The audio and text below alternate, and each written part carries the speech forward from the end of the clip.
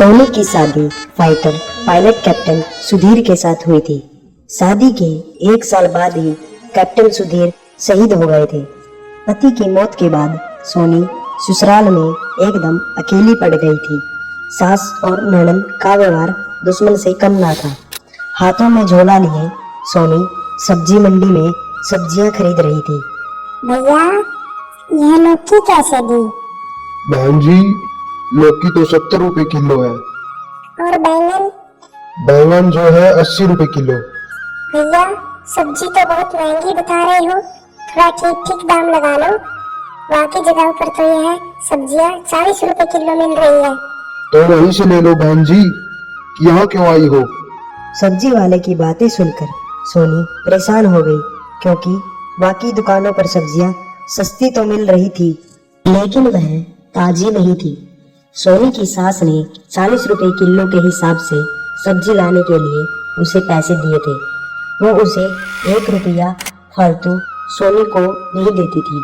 सास अनीता ने आदेश दिया था कि सब्जियां ताजी होनी चाहिए। अब सोनी क्या करे, क्योंकि ताजी सब्जियां तो महंगी थी। सोनी के काफी मिन्नत करने के बाद भी जब सब्जी वाले ने दाम कम नहीं किए, तो सोनी को मजबूर होकर सस्ती और बासी सब्जियां लेनी पड़ी। सब्जियों को लेकर जब वह घर लौटी, आ गई महारानी, सब्जी लेने में इतनी देर लगती है क्या? नहीं माँ जी, बाजार में सब्जियां बहुत महंगी मिल रही थी, सस्ती सब्जियां ढूंढने में काफी देर लग गई। तभी सोनी की ननद आरती वहां आ गई। माँ, तुम्हें कितनी बार कहा है भाभी को अकेले घर से बाहर मत निकलने दो। बाजार में कहीं मैंने मटक्का करने लगी होगी, तभी देर हुई है। सब्जी तो एक बहाना है। ननद की बातें सुनते ही सोनी को गुस्सा आ जाता है। आरती, तुम्हें मेरे बारे में इतनी गंदी बातें करते हुए शर्म नहीं आती? तभी सोनी के गाल पर एक जोरदार तमाचा आकर पड़ा, जो सास अनीता का था। तेरी इतनी हिम्मत कि मेरी बेटी से ऊंची आवाज में बात करे, जबान खींच लूंगी। आरती सही कह रही है, कल से तो अकेली कहीं नहीं जाएगी। अब जा जाकर खाना बना। सोनी रोते हुए रसोई में चली जाती है और सबके लिए खाना बनाने लगती है। तभी पीछे से उसकी सास वहां आती है और रोटियां बनाने के लिए उसे आटा निकाल कर देती है।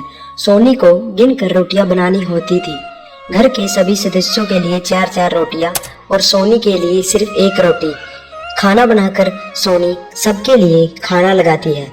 सभी लोग खाने की टेबल पर बैठ जाते हैं। सोनी सबको खाना परोसती है। भाभी, तुम भी हमारे साथ खाना खाओ ना। आरती की बात मानकर सोनी खाना खाने के लिए टेबल पर बैठने लगती है। तभी आरती ने कहा, भाभी, वहाँ जमीन पर तुम्हारी जगह हमारे कदमों में है। अनीता और आरती हंसने लगते हैं। सोनी को जमीन पर बैठकर खाना खाना पड़ता है।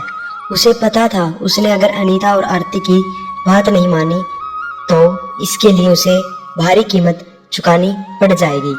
तभी सोनी के ससुर मोहन ने कहा, सुधीर की माँ, तुम दोनों माँ बेटी सोनी के साथ ठीक नहीं कर रही हो। भगवान से डरो। सोनी तुम्हारी एकलौती बहू है, उसके साथ इतना बुरा व्यवहार किस दिन तुम दोनों पर भारी पड़ जाएगा। अब चुप रहिए, काहे की बहू, जब बेटा ही नहीं रहा, आते ही मेरे बेटे को खा गई। अगर तुम इसे बहू नहीं मानती तो इसके मायके भेज दो। पापा, अगर भाभी मायके चली गई तो घर का काम कौन करेगा? ससुर थे जो सोनी की तकलीफों को समझते थे, लेकिन अनीता के आगे उनकी एक नहीं चलती थी। अब सोनी जहाँ कहीं भी जाती, सास अनीता उसके साथ साथ जाती थी। सास और ननद उसे एक पल भी अकेला नहीं छोड़ती थी। ना ही उसे मायके जाने देती, ना ही और कहीं। इसी तरह धीरे धीरे दिन गुजर रहे थे। एक दिन सोनी के ससुर को हार्ट अटैक आ गया और उनकी मौत हो गई, जिसके बाद सोनी की आखिरी उम्मीद भी टूट गई। ससुर की मौत के बाद माँ, अब तो पिताजी भी नहीं रहे। अगर सोनी भाभी इसी घर में रही तो एक दिन घर से अपना हिस्सा भी मांगेगी। वैसे भी अब हमें इनकी जरूरत ही क्या है। घर के काम के लिए हम एक नौकरानी रख लेंगे। पिताजी की पेंशन तो आ ही रही है। तो कहना क्या चाहती है? यही कि सोनी भाभी को घर से बाहर कर दो। हाँ ठीक है, मैं भी रोज रोज इस मनुष्य का चेहरा नहीं देखना चाहती। उसी दिन अनीता और आरती ने सोनी को धक्के मारकर घर से बाहर निकाल दिया। ऐसा मत कीजिए माँ जी, मेरा आप लोगों के अलावा कोई और नहीं है सहारा। मैं कहाँ जाऊंगी? कहीं भी जा, लेकिन हमारी नजरों से दूर हो जा। अब तुझसे हमारा कोई नाता नहीं। हमने तेरा ठेका थोड़ी ले रखा है। जहाँ भैया गए हैं वहीं चली जा। रोती हुई सोनी ससुराल से निकल जाती है। जब सोनी एक सड़क पर चल रही होती है, चलते चलते अचानक उसे चक्कर आ जाते हैं और वह बेहोश हो जाती है। जब उसे होश आता है तो वह खुद को एक मल्ला नाम के बुड्ढे की झोपड़ी में पाती है। मल्ला उसे कहता है, तुम्हारे साथ क्या हुआ बेटी? सोनी ने अपनी बीती बातें उस मल्ला को बताई। बेटी, मकर संक्रांति आने वाली है। इस दिन विधि विधान से पूजा करके भगवान शनि को प्रसन्न कर लो। शनिदेव न्याय के देवता है, वह तुम्हारे साथ न्याय जरूर करेंगे और तुम्हें तुम्हारे अच्छे कर्मों का फल जरूर मिलेगा। मकर संक्रांति का त्योहार? हाँ, इस दिन सुबह सुबह गंगा में स्नान करके भगवान सूर्य और शनिदेव की आराधना करना, उन्हें काले तिल के लड्डू चढ़ाना और गरीबों को दान करना। लेकिन मेरे पास तो इतने पैसे भी नहीं कि मैं काले तिल के लड्डू बना सकूं और गरीबों में कुछ दान कर सकूं। बेटी, नदी किनारे बड़े बड़े नाव भी होते हैं जिन पर बैठकर अमीर लोग नदी के उस पार जाते हैं। तुम उन नावों की सफाई करके पैसा कमा सकती हो। उन पैसों से तुम मकर संक्रांति की पूजा करना। मकर संक्रांति आने में अभी 1 महीना बाकी है, तब तक तुम्हारे पास कुछ पैसे इकट्ठे हो जाएंगे।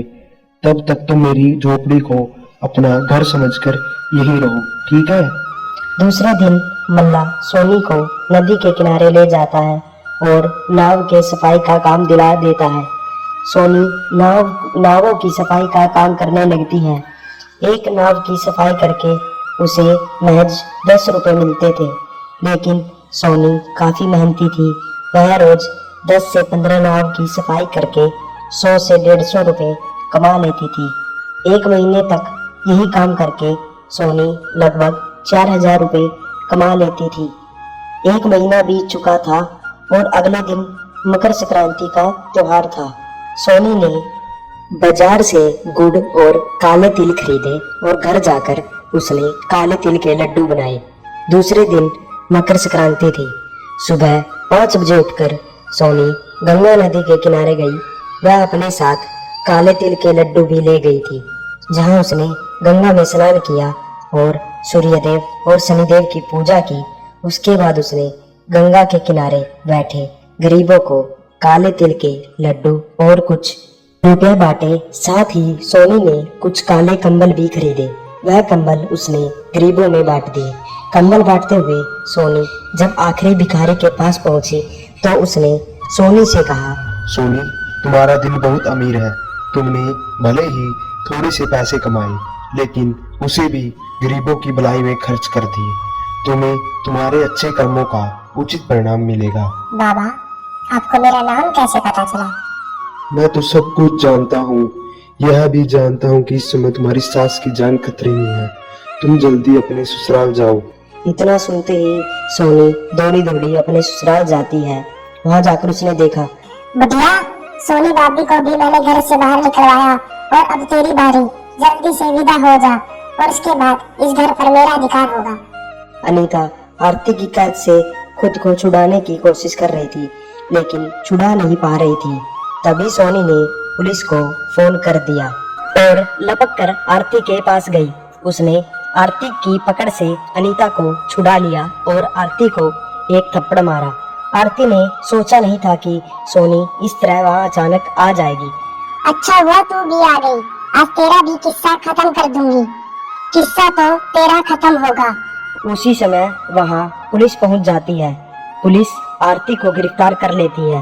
सोनी बहू, मुझे माफ कर दे। आज तू सही समय पर नहीं आती तो। माँ जी, आती कैसे नहीं? मुझे उस भिखारी ने सब कुछ बता दिया था। कौन से भिखारी ने?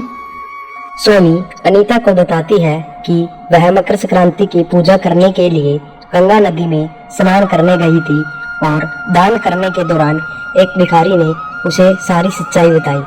लेकिन उस भिखारी को यह सब कैसे पता? माँ जी, वह कोई और नहीं, स्वयं शनिदेव जी थे। जय हो शनिदेव की, जय शनिदेव। सोनी और अनीता दोनों हाथ जोड़कर शनिदेव का ध्यान करते। अब सास अनीता सोनी को अपनी बेटी की तरह प्यार करने लगती है और उसे घर की मालकिन की तरह रखती है। सोनी अनीता के साथ खुशी खुशी ससुराल में। आपको हमारी कहानी कैसी लगी हमें कमेंट पर बताएं और हमारे चैनल को सब्सक्राइब करके नोटिफिकेशन दबाना मत भूलिए।